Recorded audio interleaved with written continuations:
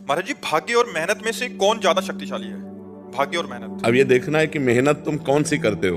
अगर केवल तुम असत मेहनत करते हो तो भाग्य प्रारब्ध को तुम परास्त नहीं कर सकते। अगर भजन करने की मेहनत करते हो, सत मेहनत करते हो, तीर्थ यात्रा है, पुण्य है, दूसरे का परोपकार है, खूब नाम जप है, तो भाग्य को बदल सकते हो। फावड़ा चलाने से भाग्य नहीं बदलने वाला, या खूब पढ़ाई लिखाई करने से भाग्य नहीं बदलने वाला। बड़े पढ़े लिखे ऐसे घूम रहे हैं, डिग्री लिए घूम रहे हैं, क्योंकि भाग्य में नहीं है ना नौकरी, तो ड्यूटी नहीं, अर्थ नहीं, क्योंकि भाग्य बुरा है तो दुख भोगना है। और बहुत ऐसे हैं कि ज्यादा पढ़े लिखे नहीं, ज्यादा उसका माइंड नहीं, कार में घूम रहे हैं क्योंकि भाग्य बढ़िया है। तो भाग्य बदला जा सकता है पुण्य के द्वारा, तीर्थयाटन के द्वारा, नाम जप के द्वारा, परोपकार के द्वारा। अगर ये कर्म नहीं तो फावड़ा चलाने से, मेहनत करने से भाग्य नहीं बदलता है। भाग्य बदलता है सत्कर्म के द्वारा। अब सत्कर्म का अनुष्ठान हो तो पूर्व के असत कर्मों का नाश करके उसकी उन्नति कर देता है। कर्नल राकेश कुमार वर्मा जी। राधा वल्लभ सिंह। महाराज जी, राधे राधे। महाराज जी, 2 साल से आपका शरणागत हूँ। आपके कहे वचनों के अनुसार चलने का प्रयत्न कर रहा हूँ। आपके कहने के अनुसार 12 साल अगर लगातार साधक प्रयत्न से भजन करे तो भगवत प्राप्ति हो जाती है। मगर महाराज जी, तृष्णा से प्रतीक्षा का मार्ग ही इतना कठिन लग रहा है कि उपलब्धि कब होगी कुछ कह ही नहीं सकते। महाराज जी, 12 साल ऐसा बड़ा समय अपने को गारंटी नहीं कि 12 साल जिएंगे। हाँ, तो अपने को चाहिए, हमको ये धारणा बनानी नहीं, हमें सिद्ध होना ही नहीं है।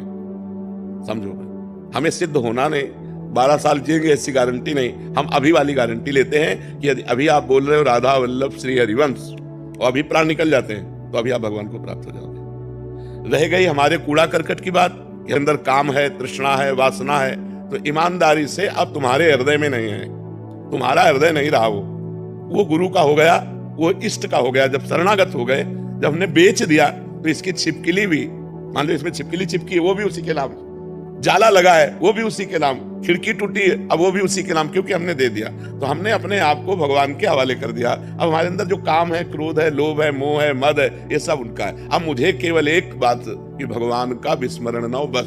ये सब कुछ भगवान का है। तृष्णा सता रही तो हृदय को सता रही। आप देखने वाले हैं, आप में कभी तृष्णा हो ही नहीं सकती, आप में कभी तृष्णा हो ही नहीं। अमल आपका स्वरूप है, चेतन, अमल, सहज सुख राशि, ईश्वर अंश, जीव अविनाशी। अंतःकरण में आता है काम, अंतःकरण में होती तृष्णा। तो आप अंतःकरण के देखने वाले हैं, आपने गलती से स्वीकार कर लिया, इसलिए तृष्णा आपको परास्त कर रही है। अगर आप अंतःकरण में दृष्टा बने तृष्णा के तो वो नष्ट हो जाएगी, आपको गिरा नहीं पाएगी। लेकिन अपने को इतने ज्ञान की भी जरूरत नहीं। हे नाथ, मैं आपकी शरण में हूं, जैसे हो, जितने हो, जो कुछ हो प्रभु के हो, ये बस मान लो।